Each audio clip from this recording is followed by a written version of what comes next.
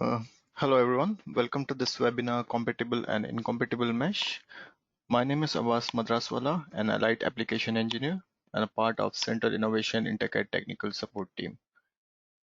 So in this webinar, we are going to first discuss the definition of compatible and incompatible mesh, and we'll take an example of a router to solve this compatible and incompatible mesh. We'll go in much detail about what this compatible mesh and incompatible mesh is.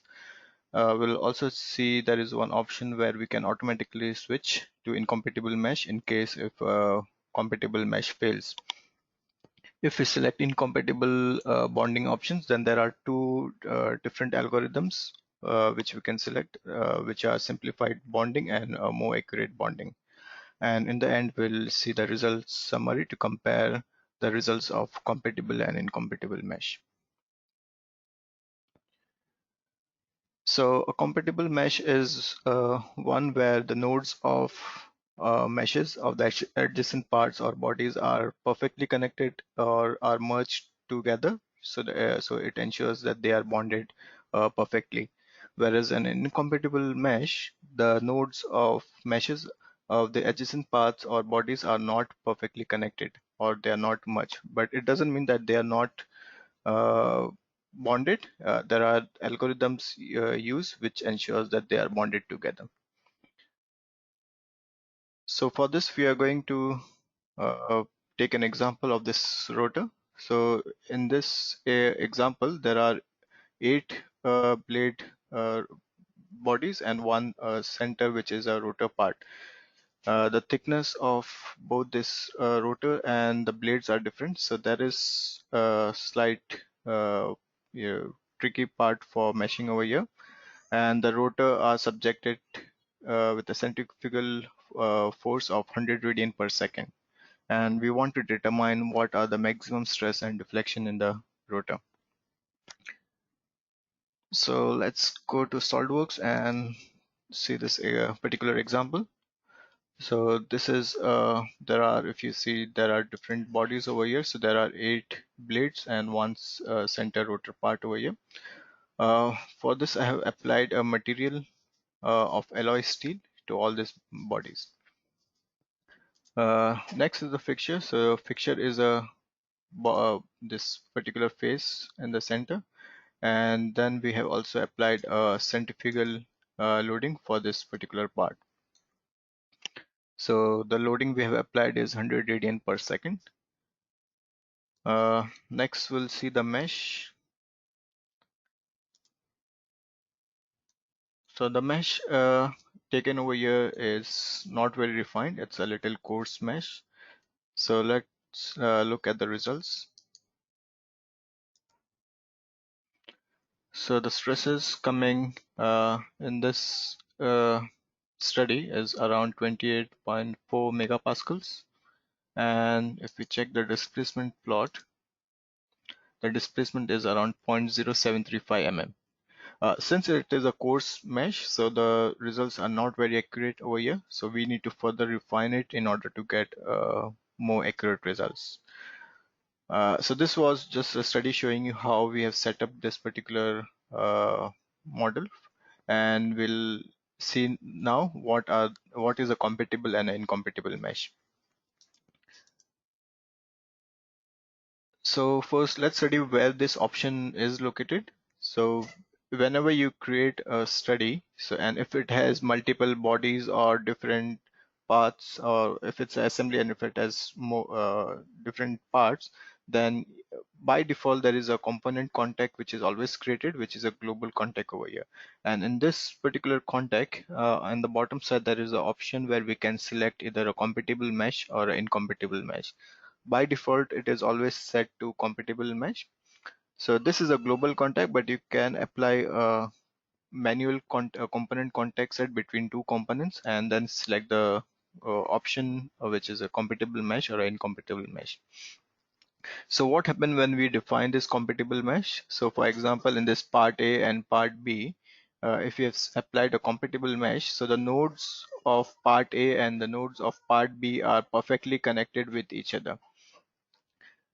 So even if you refine a mesh for any one part, let's say for part A, I've refined a mesh. So what happens for the part B? At the interface, the mesh size are adjusted so that the node points are connected with each other, and the cores and the mesh the mesh size keeps on increasing gradually. So compatible mesh ensures that they are perfectly bonded with each other. So let's look at the example. So over here, since the load is symmetrical and the model is also symmetrical, so what we're going to do is we're going to simplify this particular model. So we are only going to take 1/8 of this section. That means only one blade and 1/8 part of this particular rotor. So I've created a configuration, which is a cut configuration. And this configuration I'll be using for this compatible mesh. So I've already defined the setup. So I will just activate this particular configuration. So over here, this is only a 1/8 part over here, and the setup is exactly the same which we did in the full model. The only difference over here is since we have taken a 1/8 part, so I have applied a cyclic symmetry fixture on these faces. Apart from that, I have also refined a mesh over here. So I have applied a mesh control at this particular location so that the meshes are refined at this particular location. And the most important over here is the contact. So there is a global contact which is created, and if you edit this particular contact, you can see that you can select the compatible mesh option. So this is a default which is always applied with the global contact. So for this particular case study, I am or for this particular compatible study, I'm going to use a compatible mesh. So first, we'll look at the mesh, how the mesh is generated with a compatible mesh. So for this blade part, the mesh size little coarse over here.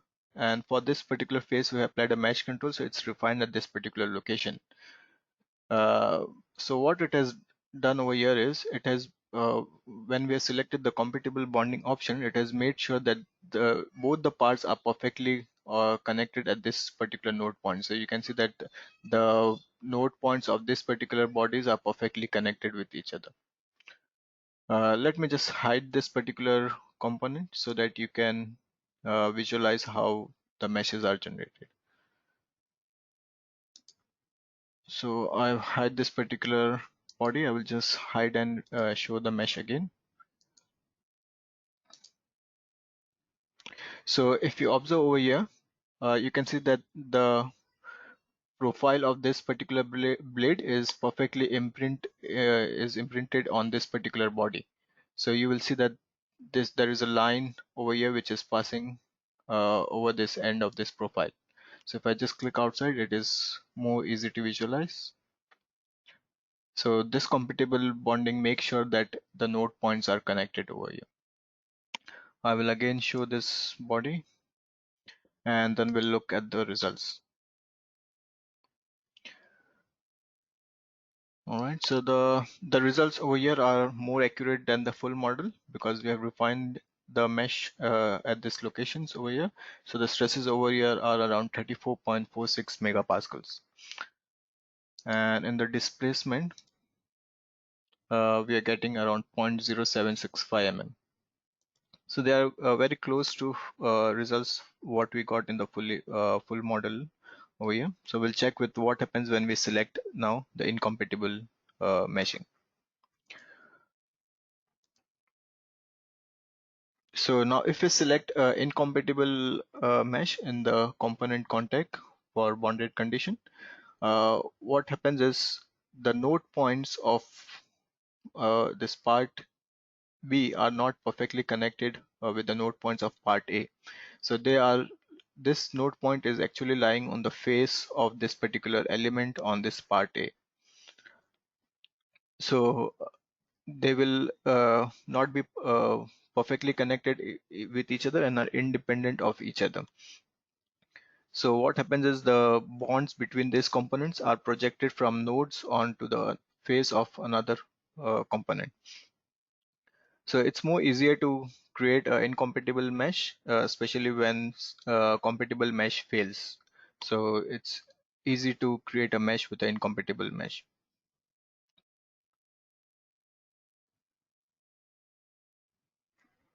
So let look at that example of a incompatible mesh. Now, when we select incompatible mesh, there are two different algorithms which are used. One is a simple and another is a more accurate option. But before that, I just want to show you one more option. So as I mentioned, like sometimes the compatible mesh fails. So in that case, we can use an incompatible mesh. So there is an automatic way of switching to incompatible mesh. So when we create a mesh, we can select this option, remesh failed part with incompatible mesh. So when you are generating a mesh and if any uh, mesh fails on some components, that will be remesh as an incompatible mesh. So let's go to the algorithm for the incompatible bonding options. So whenever we select incompatible bonding options, we can select which algorithm we want to use for bonding. So if you go to the study properties, you have this option over here. So one is a simplified and another is a more accurate. So in simplified, what happens is that the node points over here are connected with the faces of the element on the adjacent part or a body. But what happens here is not all the elements are taking part in this particular bonding. So only the node points which are lying on this particular face are connected and the other elements are not participating in this bonding. So when you get the results, there might be stresses which are looking like little patchy uh, kind of thing. So this is one example. So we'll look at this particular example now. So I will switch to my incompatible uh, meshing. So over here in the component contact, if I edit this, I have selected an incompatible mesh, and you can, if you right click on your study name and if you go to properties, in the options over here there are incompatible bonding options. So for this case I am selecting simplified algorithm over here. So let's look at the mesh first.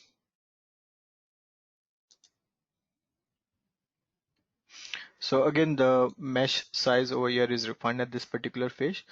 But if I zoom at this particular location, you can see that the node points are not connected with the node points of this particular part. So these node points lie on the face of this particular element. So they are not perfectly connected each other and they are only connected with each other at this particular points over here.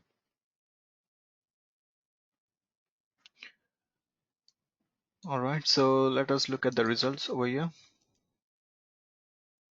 So we are getting a stress of around 36.1 megapascals, which is slightly higher than what we got, what the results we got in the compatible mesh. If we look at the displacement plot, so it's around 0.0765 mm. Then the second option for the incompatible bonding option is more accurate bonding. So over here, what happened is all the faces of this particular part are participating in the bonding with this particular part. So all the blue faces over here which are highlighted are shown as a participating element. So it's using a more accurate bonding algorithm and which is also known as a mortar method. So this gives you more accurate results as compared to simplified bonding. So let us again look at that particular study. We'll switch to my incompatible more accurate study. So again over here in the component contact, I've selected incompatible mesh over here. And if I go to properties, I have used a more accurate option. So this will take the solver will take little more time to solve this particular study. So let us look at the mesh for this study. So again, the mesh size is same what we used earlier. So again, it is not perfectly connected at this points.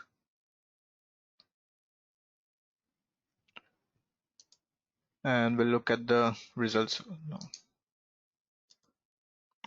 So the stresses over here are around 35.4 megapascals, which is much closer to what we got in the compatible study. And in the displacement plot, we are getting 0.0765 mm. So let us summarize what we did by comparing this in a result summary. So first we start with the full model where we got a stress of around 28.4 megapascals. But over here the mesh use was relatively coarse and hence the results were not very accurate. Then we use a compatible meshing. So in the component contact we saw that we have applied a compatible mesh, and we also refined the mesh over here. So the results what we got over here are more accurate, and the value over here for the stress was 34.465 megapascals. Then we switch to incompatible mesh in the component contact, and from the study properties we use a simple algorithm. So over here the stresses we got were around 36.175 megapascals, which are slightly higher than the results of compatible mesh results. After that we switch to incompatible more accurate option, and over here we got the results of 35.434, so which is much closer to the results what we got for compatible results. So hence we can say that more accurate algorithm is uh, much more accurate than simple algorithm, and we can get more closer results to what we get in the compatible results.